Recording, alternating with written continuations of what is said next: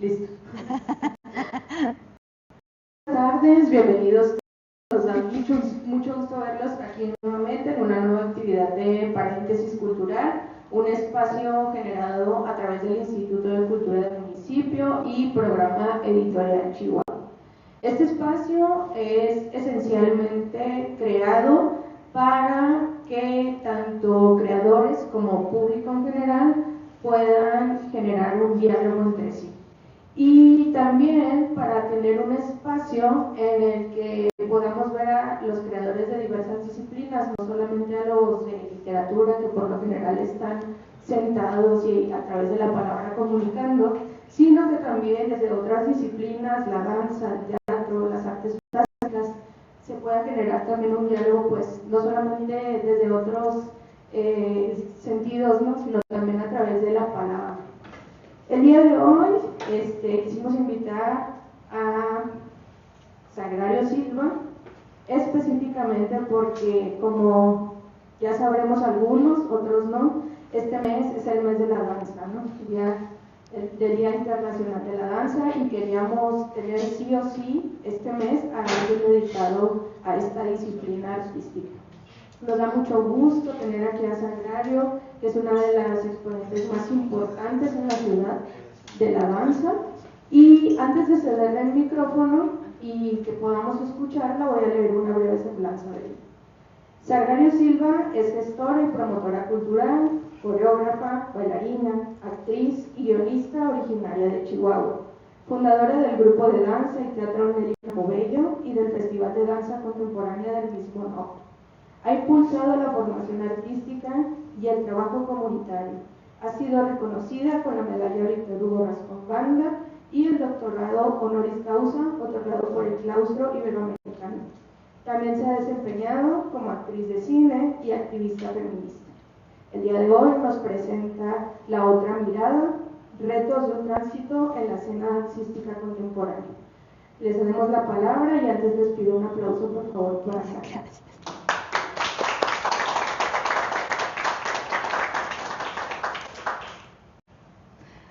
Primeramente, agradezco la invitación, el estar aquí me emociona. Son espacios que también habité de mi niñez y entonces pues parto de esta historia de vida, ¿no? A través de esta mirada. Gracias, Isabel, por hacer un paréntesis cultural con este diálogo desde una mirada introspectiva a lo largo de una trayectoria de rebotes corporales, de transiciones de cuerpos ante las propuestas escénicas, partiendo desde mi niñez hasta hoy. Sigo buscando eso que nos dice el cuerpo energético pasivo, de cómo conectamos la intuición, la lógica y el sentido común para ejecutar, enseñar, desaprender, escuchar, relacionarse con la otra persona. A veces ensordecer para poder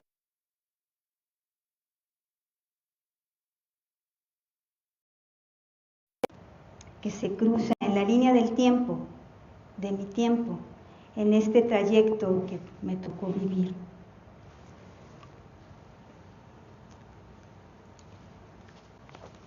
Mi infancia la viví cerca de la Penny Vieja, en un barrio llamado Pacífico,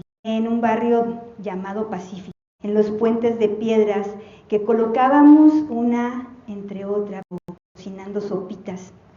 Y cuando una piedra se volteaba, pues ni hablar, tocaba lavar los guaraches, el tenis o el piecito desnudo que acariciaba las piedritas hasta llegar a la tortillería. Soy voyerista. Me gusta ver a través de las ventanas. Fue ahí donde vi por primera vez a una niña en una barra de ballet improvisada, un hombre tocando un tambor y dando instrucciones de posiciones de los brazos, de los pies, en la cabeza. Me quedé mirando con la tortilla de maíz en la mano que me había encargado mi mamá para la cocina. El tambor me rebotaba en el corazón. El hombre me dijo que cobraba 50 centavos por semana. Llegué a casa y le conté a mi mamá, pero ella solo tomó las tortillas y siguió con sus labores. Además, ella era profesora, de primaria, por cierto, Anita.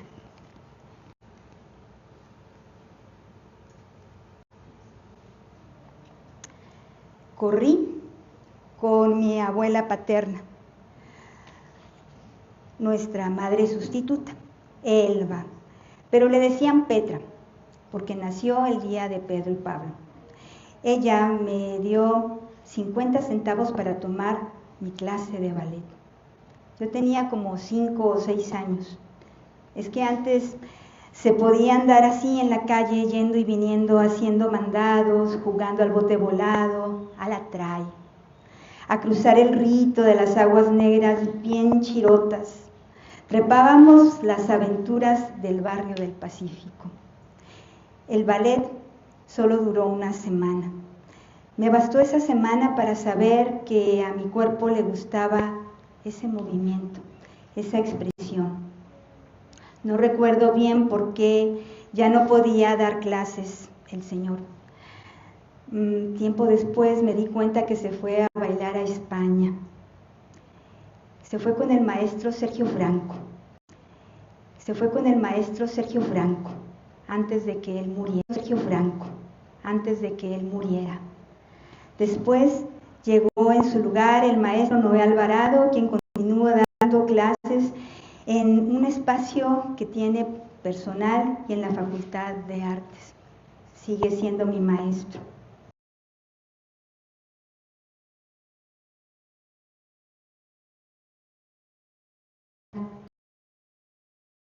Hermosos, hombres del torso desnudo,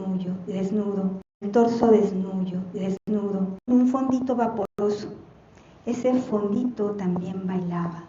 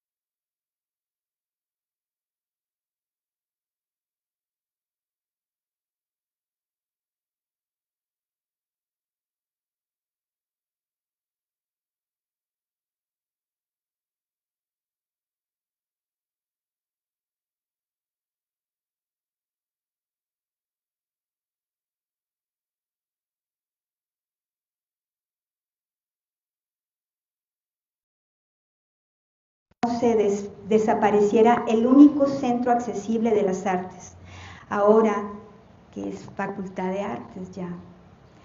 Llegaron de varios lugares a darnos talleres, como Josefina Lavalle, Rosario Manzanos, bailarinas de Cuba, y bueno, una enorme lista.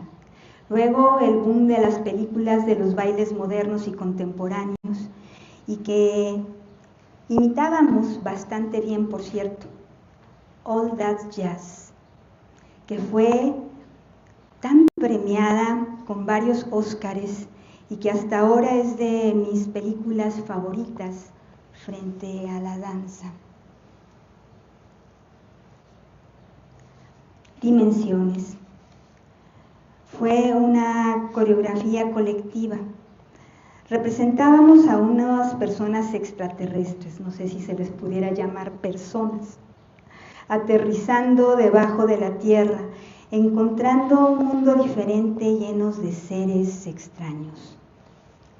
Entre tarántulas, murciélagos, rampas, cuerpos mutantes, la escenografía a cargo de Chavita Lomelí y la música original de Arturo Ochoa. Fue en el Paraninfo. Esa obra nos abrió una propuesta distinta. Dimos el salto necesario para el crecimiento, buscar otros escenarios, independizarse del rigor de una sola maestra.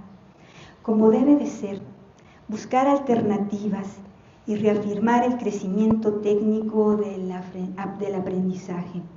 Fue en los años 80. Fui suplente, fui docente, fui alumna de la hoy Facultad de Artes. No puedo entender los celos y rivalidades entre colegas, pues se siguen sembrando estas viejas escuelas. Algo se tendrá que cambiar. Patricia Corona, Lupita Colocuris, Carmelita Aguirre, las hermanas Cano, fueron una parte fundamental para fortalecer y los intercambios de técnicas novedosas entre el jazz, entre el ballet y por supuesto la danza contemporánea.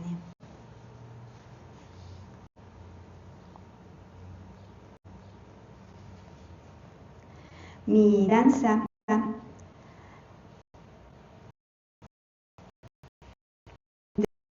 la convertí en la poesía, la aventura, de ver, de participar, de trabajar con grandes celebridades de la literatura, con actores, con actrices, con coreógrafos, con coreógrafas.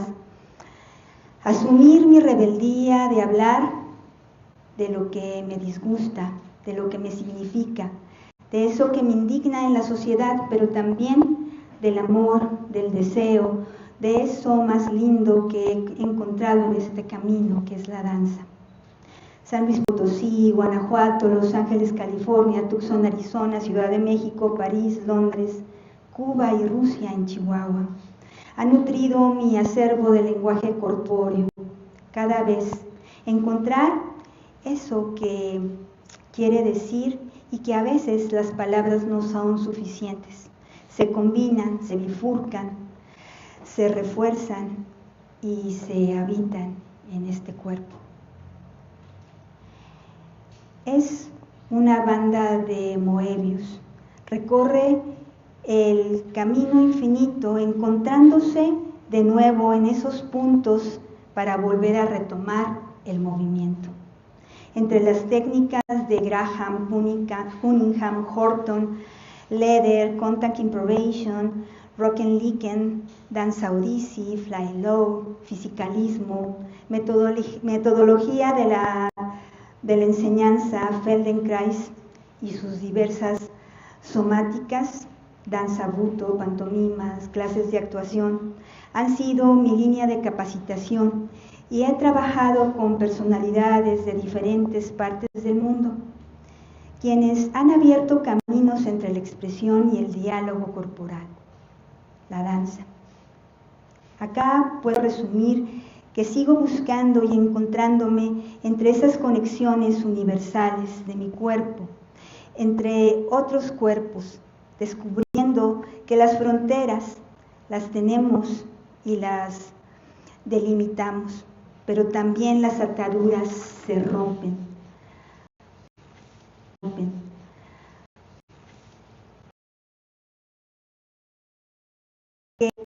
El sistemático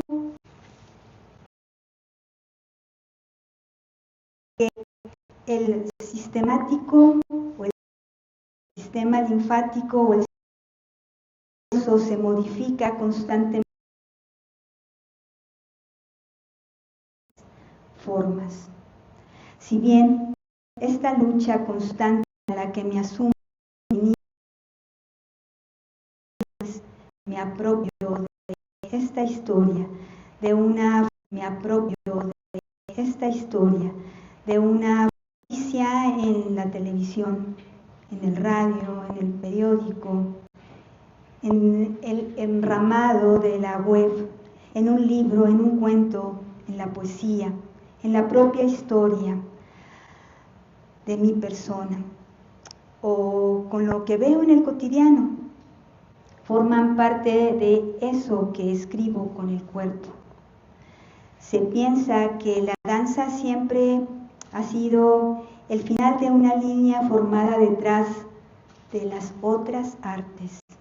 Según intelectuales, vamos pasos atrás. Marcuse nos dice, la historia de la civilización es la historia de la dominación masculina, del patriarcado. El cuerpo siempre ha sido estigmatizado. Así que la danza se refleja en el sexo social asignado, marcando claramente los roles masculinos y femeninos en la escena, aunque cada vez se reconoce la equidad de género en las biografías, en las escénicas, en las coreografías. Deja de ser un tema que nos concierne a todas las personas. Buscamos la igualdad hombre-mujer, pero en lo cotidiano, al ver la danza, es una actividad femenina en su dicotomía, femenino-masculino, así como la existencia del estigma homosexualidad-feminidad sobre los bailarines varones. Es un acto de debilidad, por ello estamos al final de la fila. ¿Ves?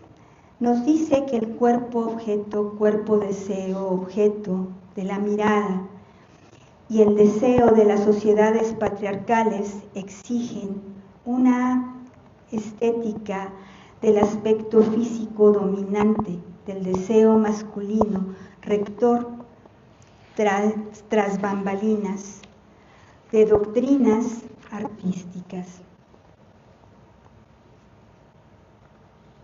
El uso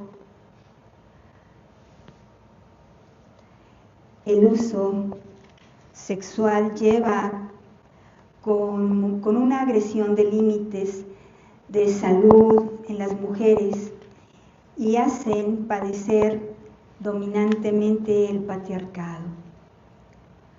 Margarita Tortajada nos dice que en la mirada masculina no le interesa el significado del cuerpo-espíritu, mente o imaginación femenina. Solo está interesada en satisfacer su placer y el deseo, en que se cumplir sus miradas desde los cuerpos femeninos, jóvenes, blancos, delgados, planteando en esos términos del ballet clásico que borra a la mujer como sujeto y manipula a su cuerpo. Se nos exige ser delgadas, tener líneas largas. Las artes escénicas difícilmente han logrado sustraerse a estos estereotipos del feminismo y del masculismo y de lo masculino que predominan y marcan las épocas de las expresiones humanas en su representación tradicionalista.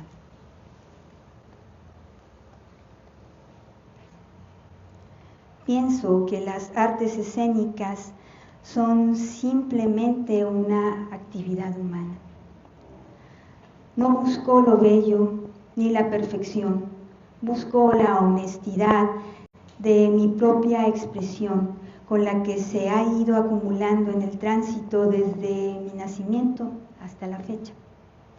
Los retos siempre están y se logran sumar rompiendo estereotipos con lenguajes inclusivos, abarcando la esfera desde nuestro centro que atraviesa cualquier punto deseado, entre la víscera y el intelecto, para poder transformar con la escena lo que comunico a las personas presentes.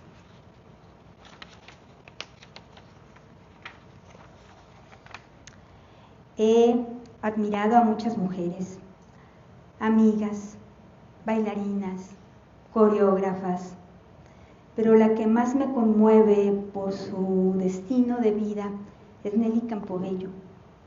Las imágenes y los verbos están presentes en mi trabajo coreográfico.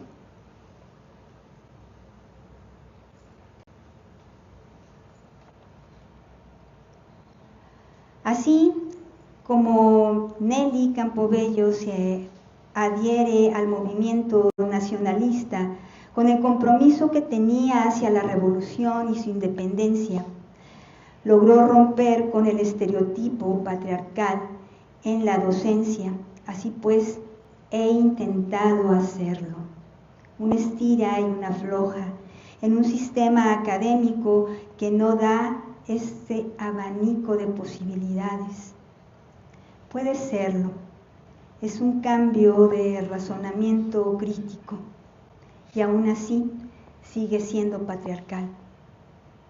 Nelly encerraba en ella misma a muchas mujeres distintas, autodenominándose mujer comanche, que domina caballos y hombres.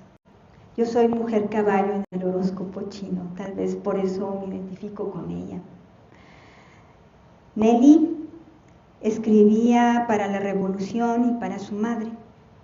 Su vida no fue fácil. Sin embargo, realizó una serie de peripecias para subsistir y llegar a la Ciudad de México, logrando establecerse en el mismo edificio que Tina Modotti y otros intelectuales de la época. Trabajó en la SEP y de ahí dio un gran salto para que la danza tuviera el mismo lugar que las otras áreas de las bellas artes. ¿Por qué molesta tanto cuando una mujer pone límites claros? A veces me siento reflejada en las condiciones de una estructura colonialista para poder complacer y poder tener un trabajo dignamente.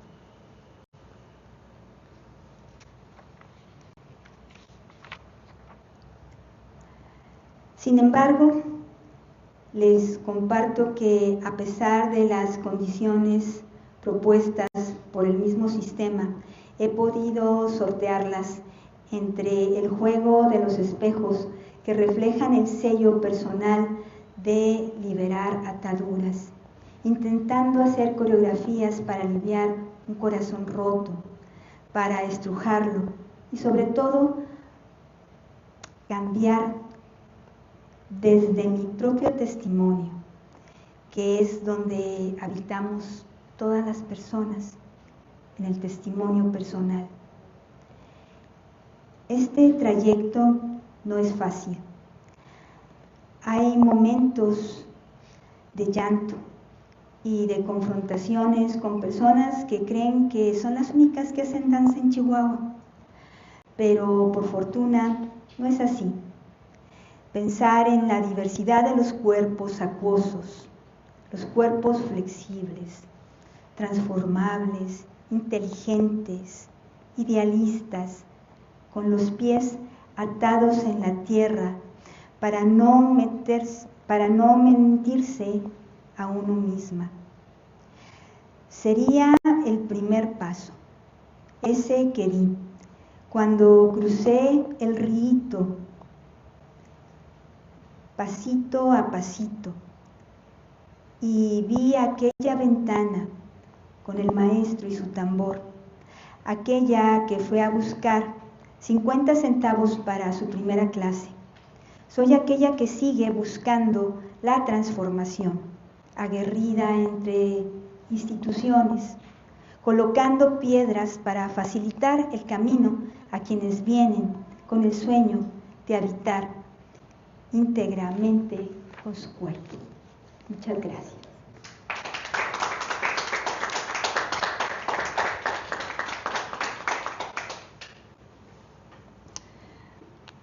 Bueno, espero que hayan visto las diapositivas y que se haya tenido como una relación porque ya no podía ver. Pero bueno.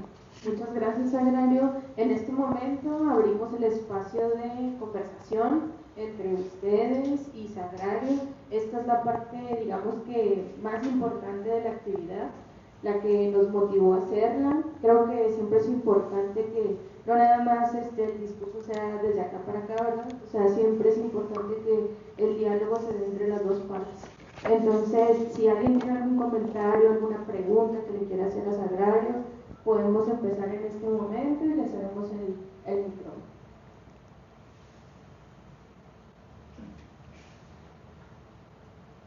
Hola, hola.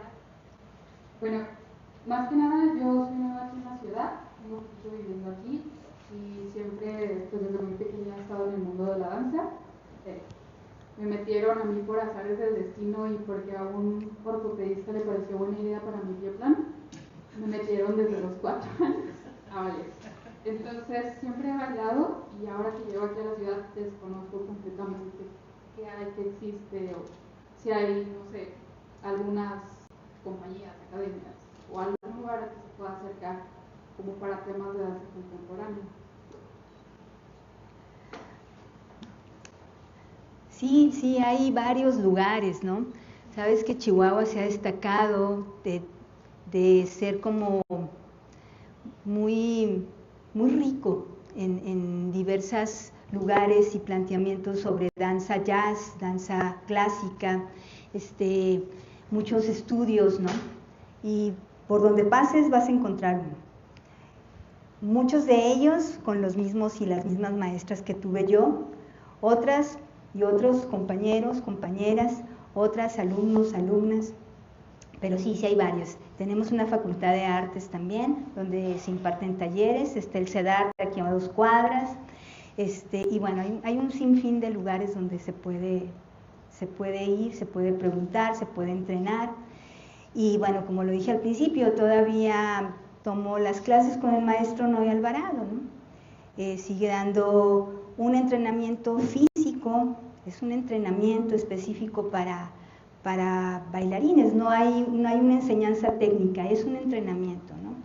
Para personas precisamente ya que tienen cierta formación o que somos adultas y que queremos tener un entrenamiento físico óptimo. Ahí. Y si tienes pie plano, bueno, te recomiendo usar pelotitas, ¿no? Las pelotas, sí, es como ahora, ¿no? Ya no usan aquellos fierros para enderezar los pies, sino se usa mucho la técnica de ballet para esto, ¿no? Entonces ahorita ya... Sí ayuda, ¿cómo no? Sí ayuda. Porque, bueno, pues dentro, por ejemplo, de mi familia, sí tenemos el pie plano, ¿sí? Entonces tenemos las rodillas hacia adentro. Pero a mí me ha ayudado muchísimo la técnica de la danza.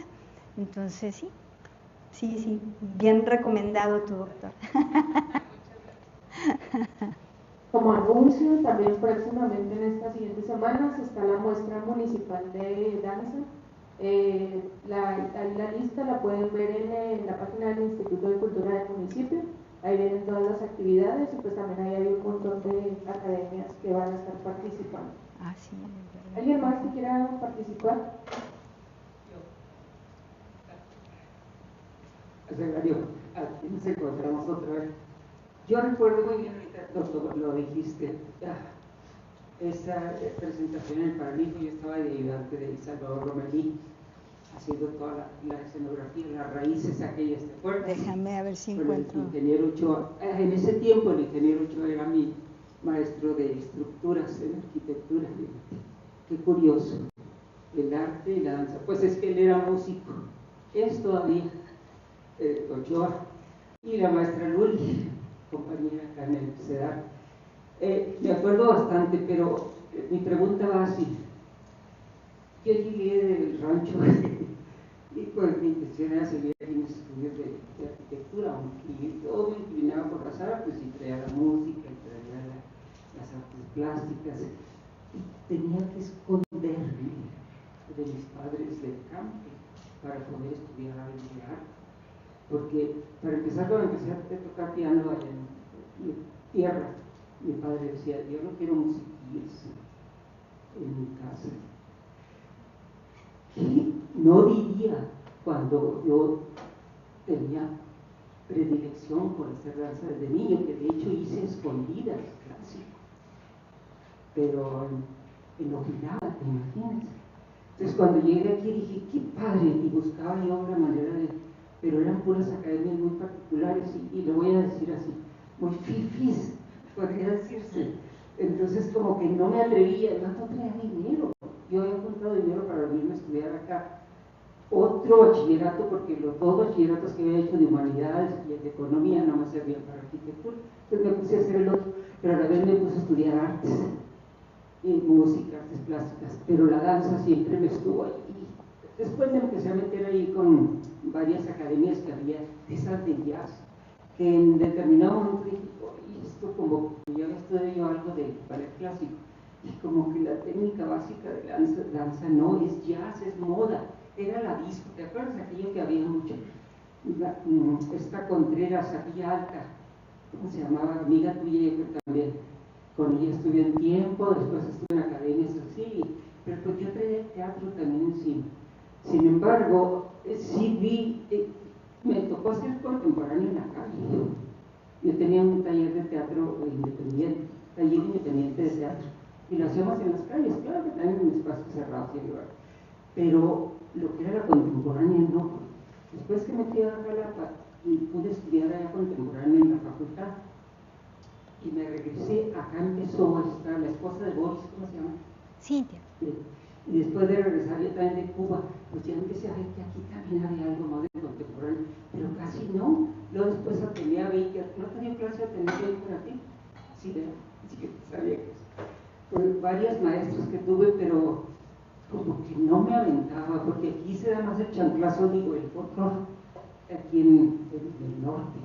Como que, ¿cómo has visto tú la evolución para aceptar al hombre dentro de lo que es la danza contemporánea y clásica? Bueno, nosotros tuvimos mucha suerte, porque pues la gente de teatro llegaba con nosotros por la expresión corporal, ¿no? Entonces teníamos compañeros de teatro que hacían danza contemporánea. Sí, estaba Jaime Álvarez, uno de ellos, y bueno, aquí había un gimnasta, a ver, déjame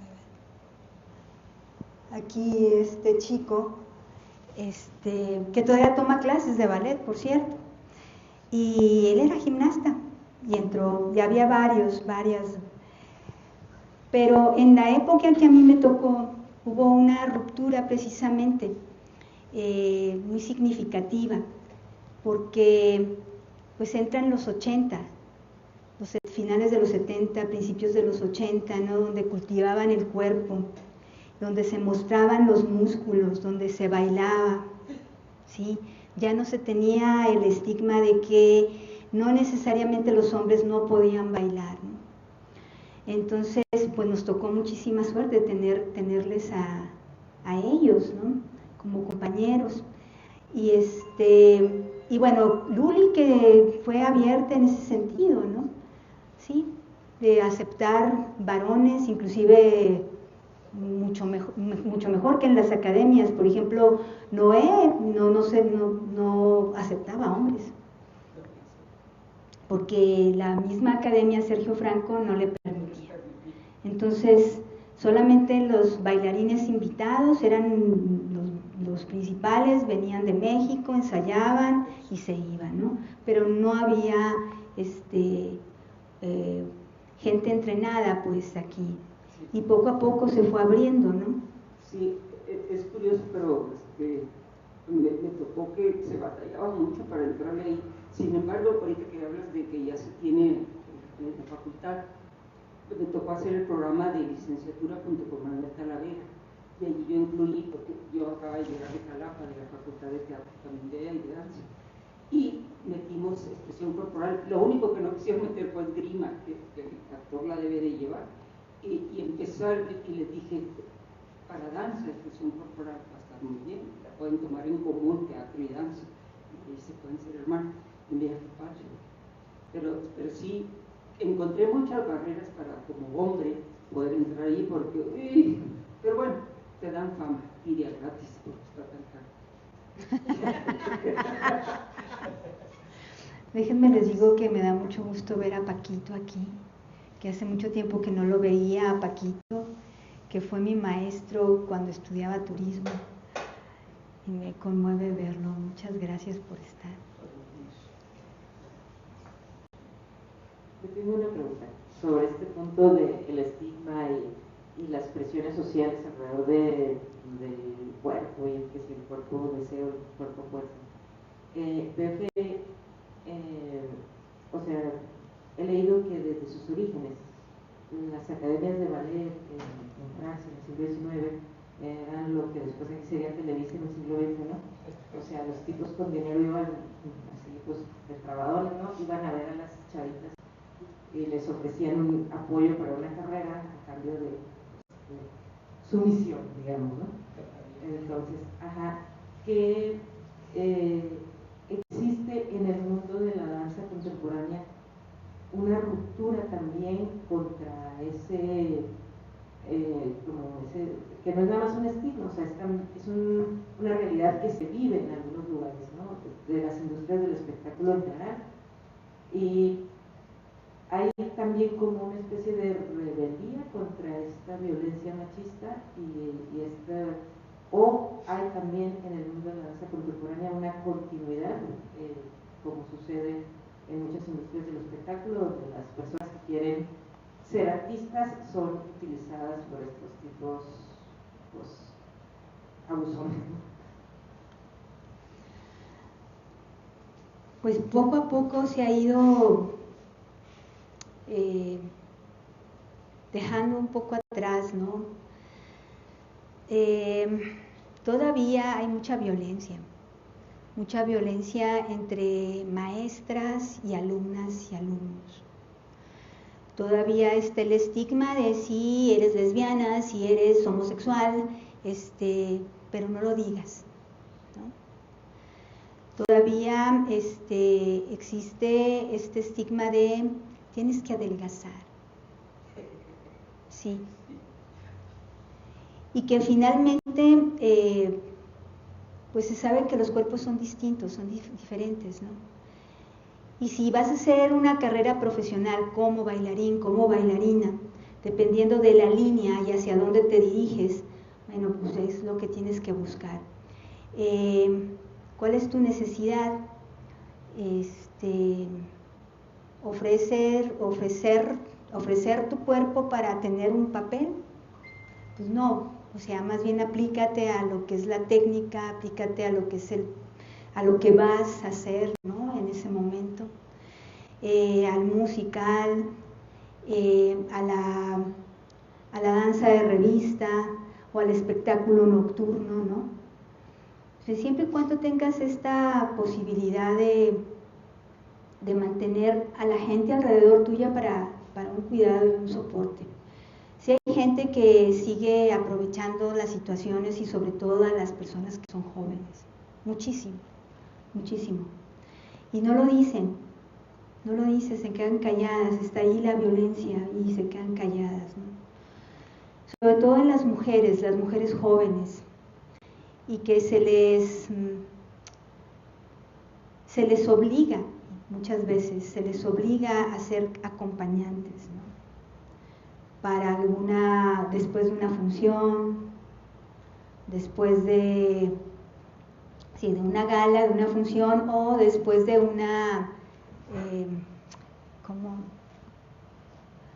un espectáculo, ¿no? Creo que sí se tendría que dar como otro tipo de herramientas para las personas que estudian, sobre todo en una licenciatura, porque bien las academias tienen sus roles, sí, salen a concursos y son bastante premiadas, ¿no? Aquí hay 2 o 3 academias muy fuertes que han ido a bailar a Nueva York, que se han ido a París, que han ido a varios lugares del mundo y han sacado buenos lugares, pero son gente que tiene una posibilidad económica y que están sumamente cuidadas por el núcleo de la academia donde ellas estudian, ¿no? O donde pertenecen. Pero las personas que estudian en una carrera a veces están sobreviviendo porque vienen desde fuera y no tienen la capacidad económica. Entonces, a veces no les queda otra opción. Y también creo que la institución no tiene el compromiso para poderlos sostener. Es decir, no sostener económicamente, ¿no? Sino sostenerlos psicológicamente para darles las herramientas hacia dónde dirigirse. Si necesitan un espacio para vivir, si necesitan un espacio para alimentarse, si necesitan un espacio para entrenar. Creo que lo dejan a un lado, se vuelve tan cerrado de repente estas instituciones que ni siquiera se dialogan entre maestras y maestros y no saben qué clase o qué técnica se está dando, ¿no? Entonces, bueno, esto no nada más pasa en Chihuahua, pasa en muchos lugares. No sé si te contesté.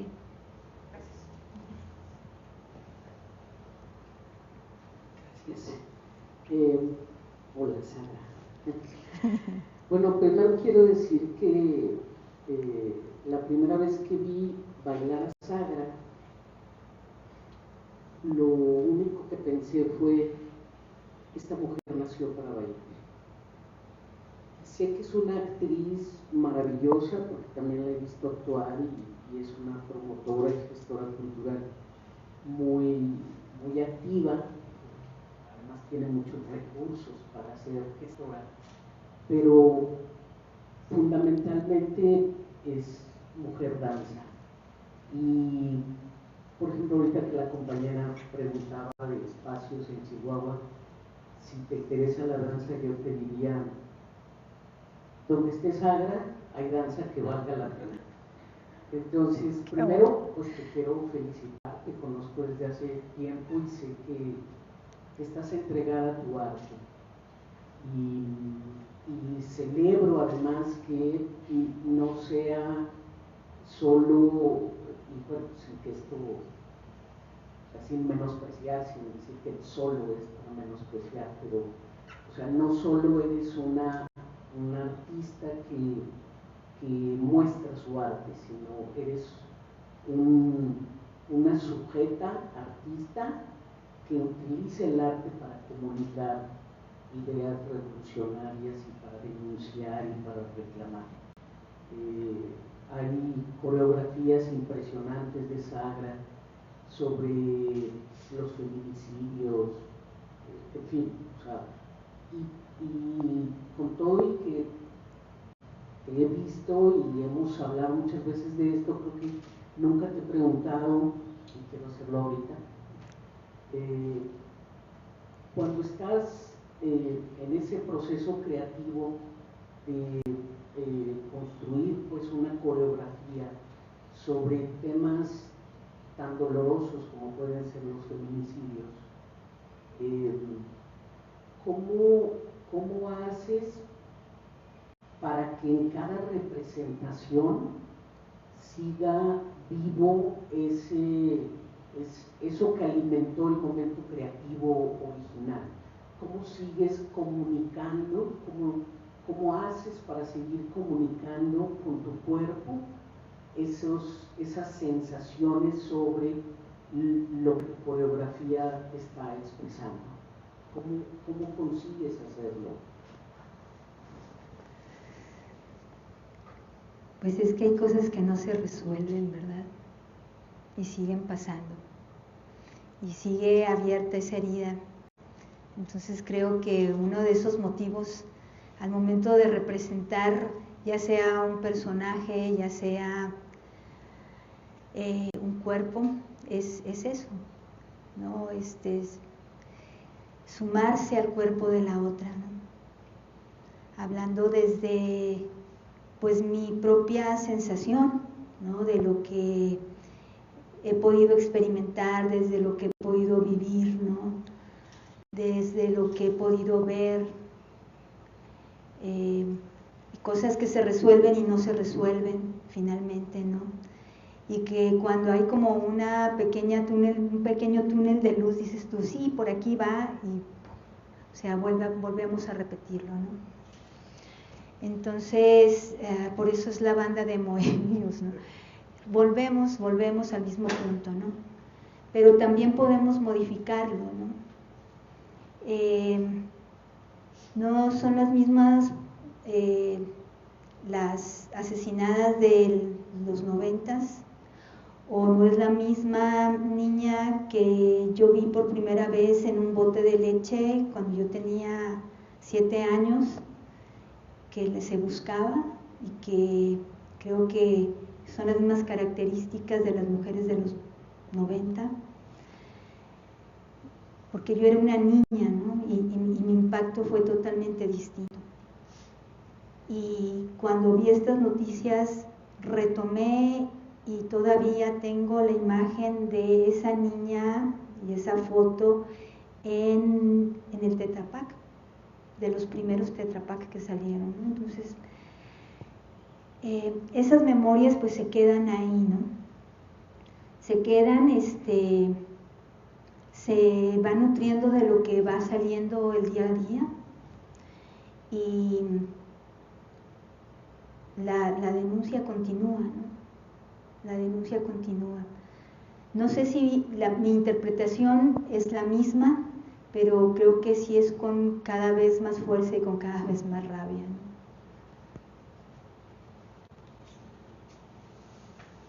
Tenemos tiempo para un par de preguntas más. Si alguien más quiere participar, hacer alguna pregunta, Sagrario, aprovechar que la tenemos aquí. No está bailando, hoy está platicando, entonces aprovechemos.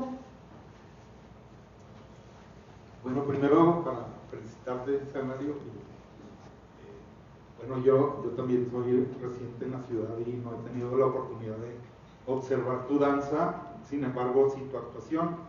Y bueno, por eso el interés de que estemos aquí acompañándote, y pues felicitarte por esta presentación tan digna y tan emotiva, ¿no? Donde explicas desde tu niñez cómo inicias. Y bueno, tocaste un tema muy importante sobre el feminismo, sobre el patriarcado. Quizá mi pregunta sea un poco continuando con la del señor, pero muy aparte de esas diferencias del tanto el patriarcado o el feminismo, dentro del escenario, dentro de la actividad dancística, ¿qué has encontrado tú como unión, como fuerza en estos dos ámbitos? O sea, como simbiosis no tanto de la separación de los temas, sino de ser uno mismo, quizá como ser humano, independientemente hombre o mujer, en lo que es esta actividad profesional, tanto sobre el escenario como en la vida diaria, ¿no? Esa es mi pregunta, ¿cómo ves ese tema? Bueno, en la danza, en el cuerpo, somos femeninos y masculinos, ¿no? Somos femeninas y masculinas. Entonces yo tengo y desarrollo mi fuerza masculina y desarrollo mi fuerza femenina, ¿no?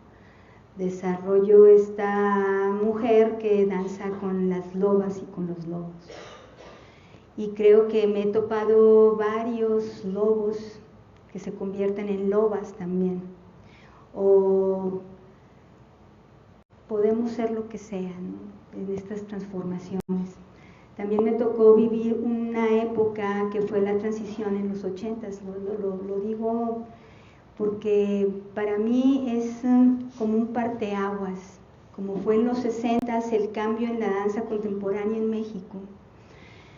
Lo fue para mí en los 80s, ¿no? Y en toda la gente que hacemos danza, porque hubo momentos en que los cuerpos se borraban, no había ni mujeres ni hombres, simplemente cuerpos que se movían al unísono, o cuerpos que se movían bifurcados, ¿sí? Sin tener expectativas si eran historias amorosas o no, simplemente eran movimientos como lo hacía, por ejemplo, Merce Cunningham con John Cage, ¿no? Él lo desarrolló en los 60 60s, en los 70s, ¿no? Que es un boom en Estados Unidos y que a nosotros nos llega un poquito más tarde todas estas líneas, pero que finalmente sí se van desarrollando.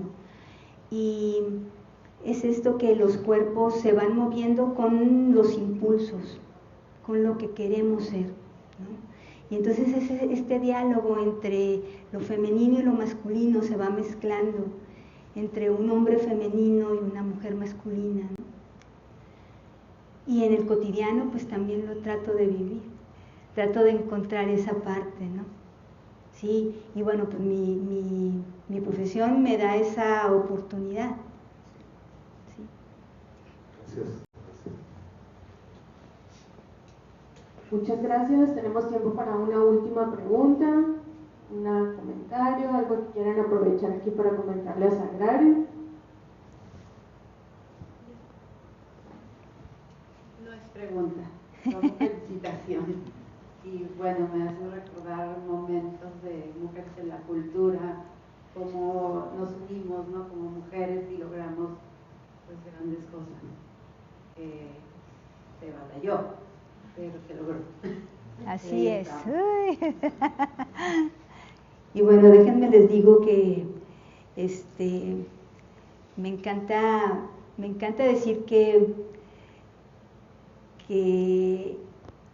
trabajo con personas neurodivergentes, porque yo soy una de ellas. Sí, tengo una dislexia, pero profunda, ¿no? Entonces, si algo no entendieron del texto, les pido disculpas. Pero sí, y es una línea que también es parte de una infancia cercana, y que lo vivo y es eso, ¿no?